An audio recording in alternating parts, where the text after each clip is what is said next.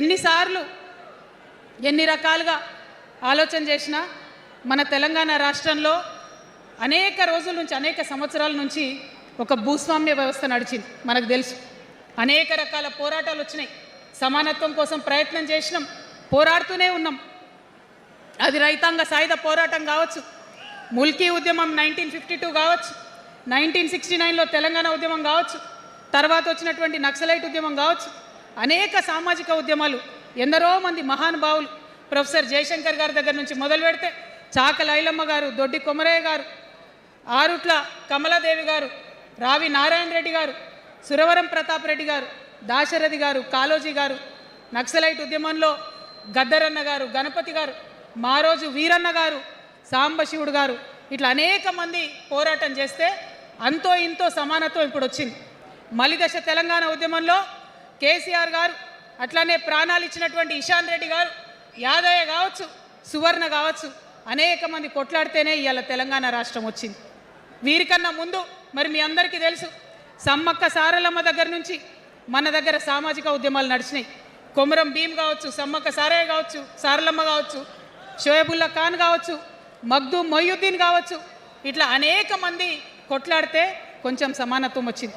కొండా లక్ష్మణ్ బాపూజీ గారిని తలుసుకోవాలి, పండుగ సాయన్నని తలుసుకోవాలి, సర్వాయి సర్దార్ పాపన్న గౌడ్ని తలుసుకోవాలి. ఇట్లా అనేక మంది కొట్లాడింది. పంతు నాయక్ గారు ఉన్నారు, మరి ఇట్లా ఆదివాసీ వీరులు అనేక మంది ఉన్నారు. బియ్యాల జనార్దన్ రావు ఉన్నారు, ఆదివాసీల కోసం కొట్లాడినటువంటి బిడ్డ. వీరందరినీ కూడా వారి స్ఫూర్తిని తీసుకుంటాం. రాజ్యాంగబద్ధంగా రాజకీయ శక్తితోని పోరాటాలు మిళితం చేసి, ప్రజా పోరాటాలు మిళితం చేసి మనం కలలుగానేటటువంటి సామాజిక న్యాయ తెలంగాణను సాధిస్తామని మళ్ళొకసారి సగర్వంగా ప్రకటన చేస్తూ ఉన్నాం. మరి వాళ్ళ తెలంగాణ రాష్ట్ర సేన మీ ముందుకొచ్చిందంటే ఉట్టిగానే రాలే. తెలంగాణలో ఏం జరుగుతుందో ఒకసారి తెలుసుకోవాలి, మనం ఆలోచన చేసుకోవాలి, అర్థం చేసుకోవాలి. ఎన్ని పార్టీలు ఉన్నాయి? 3 పార్టీలు ఉన్నాయి. భారతీయ జనతా పార్టీని తీసుకుందాం. ఆ బీజేపీ అనే పార్టీకి అసలు తెలంగాణ ఏర్పాటే ఇష్టం లేదు, తెలంగాణ ఏర్పాటు అవడమే ఇష్టం లేదు. అందుకే వాళ్ళ అగ్రనాయకత్వం అంతా కూడా ఏం మాట్లాడతారు? తల్లిని చంపినరు, పిల్లని బతికించరు అని ఒకలంటారు.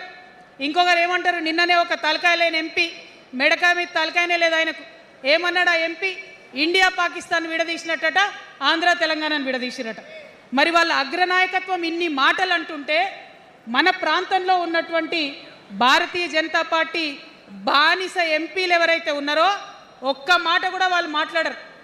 ఫెడరల్ స్ఫూర్తికి విరుద్ధంగా రాష్ట్రం ఏర్పాటు అయిన తర్వాత 7 మండలాలు మనకి గుంజుకుంటే పార్లమెంట్లో పల్లీకులు ఇస్తారు, కానీ ఆ ఎంపీలు ఒక్క మాట కూడా మాట్లాడరు.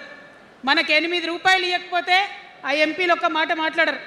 విభజన హామీలు ఇవ్వకపోతే ఆ బీజేపీ బానిస ఎంపీలు ఒక్క మాట కూడా మాట్లాడరు. అంతేకాకుండా సామాజిక న్యాయం అనేటటువంటి ఒక కాన్సెప్ట్కే బద్ద వ్యతిరేకి భారతీయ జనతా పార్టీ. అందుకే ఏం చేస్తున్నారు? మహిళా బిల్ అయితే మోసం, 2 సార్లు పాస్ చేసిర్రు, దాన్ని మొత్తానికే పక్కన పెట్టేసిండ్రు. బీసీ బిల్లు ఇక్కడికి వెళ్ళి పంపిస్తే దాన్ని తొక్కిపెట్టిండ్రు. కులగణన వేస్తామన్నారు, దాన్ని తొక్కిపెట్టిండ్రు. అత్యంత పేదవాళ్లకు సమాజంలో 2 బుక్కల అన్నం పెట్టేటటువంటి ఉపాధి హామీ పథకం ఉంటే కూడా దాన్ని కూడా మొత్తానికి బంద్ చేసి పెట్టిండ్రు. అయినా కూడా ఈ బీజేపీ బానిస ఎంపీలు ఒక్క మాట కూడా మాట్లాడరు, కనీసం పెదవులు తెరవరు. నేను ఇవాళ బీజేపీ ఎంపీలను డిమాండ్ చేస్తున్నా, సవాల్ చేస్తూ ఉన్నా, మీరు తెలంగాణ తల్లి బిడ్డలైతే కనీసం భద్రాచలం దగ్గర ఒక 5 గ్రామాలు ఉన్నాయా, ఆంధ్రాలకు పోయినాయి, అవి పోతే మన రాముడి గుడి మునిగిపోతుంది. పోలవరం నిండితే భద్రాచలం మొత్తం కూడా నీళ్ళు వచ్చేటటువంటి పరిస్థితి ఉన్నది. మీకేమన్నా సిగ్గు ఎగ్గు ఉంటే తెలంగాణ తల్లి బిడ్డలైతే 8 మంది బీజేపీ తెలంగాణ ఎంపీలను ఛాలెంజ్ చేసి అడుగుతా ఉన్నా, ఆ 5 గ్రామాలను మీరు వాపస్ తెలంగాణకు పట్టుకరండి. మేం మాట్లాడినాం, జాగృతి నుండి మాట్లాడినాం, ఆంధ్ర వారికి లేఖ రాసినాం, కేంద్రానికి లేఖ రాసినాం. మరి మీరేం చేస్తున్నారయ్యా? రాముడి గుడి ఇక్కడ భద్రాచలం రాముడు కాదా? ఆయన గుడి మునిగిపోయినా మీరు మాట్లాడరా? నేను సవాల్ చేస్తూ ఉన్నా భారతీయ జనతా పార్టీ ఎంపీలకు, ఖచ్చితంగా మీరు 5 గ్రామాలను తెలంగాణకు తీసుకురావాలి. ఇక బీఆర్ఎస్ పార్టీ ఉంది, ఇంకో పార్టీ. ఏముంది ఆ పార్టీలో? మొట్టమొదటి ప్రభుత్వం వచ్చింది, తొట్టతల్లి ముఖ్యమంత్రి గారు అయినరు. మంచి సాల్ తీయాల్సి ఉండే, అది సామాజిక న్యాయానికి కావచ్చు, ఒక ప్రణాళిక కావచ్చు, 3 ముఖ్యమైన అంశాలతో తెలంగాణ తెచ్చుకున్నాం. నీళ్లు, నిధులు, నియామకాలు. ఏం చేసింది బీఆర్ఎస్ పార్టీ? నీళ్ల కోసం 10 సంవత్సరాలలో 1,89,000 కోట్ల రూపాయలు ఖర్చు పెట్టింది. 1,89,000 కోట్ల రూపాయలు ఖర్చు పెట్టి ఎన్ని ఎకరాలకు నీళ్ళు ఇచ్చిందంటే 14 లక్షల ఎకరాలకు నీళ్ళు ఇచ్చింది. అందులో 2 పెద్ద ప్రాజెక్టులు, ఒకటి పాలమూరు, ఇంకోటి కాళేశ్వరం. ఆ రెండిటికి కలిపి 1,21,000 రూపాయలు ఖర్చు పెట్టింది. ఎన్నిటికి నీళ్ళు ఇచ్చిరాయా? ఎన్ని ఎకరాలకంటే 1,00,000 ఎకరాలకు నీళ్ళు ఇచ్చిరు. ఈ మాట బాధతో చెప్తున్నా. నేను కూడా బీఆర్ఎస్ అప్పుడున్న టీఆర్ఎస్కి నేను కూడా నా రక్తాన్ని, నా చెమటని, నా సమయాన్ని కుటుంబంతో, పిల్లలతో గడపాల్సిన టైంలో టీఆర్ఎస్ పార్టీ బలోపేతానికి పనిచేసిన వ్యక్తినే నేను కూడా.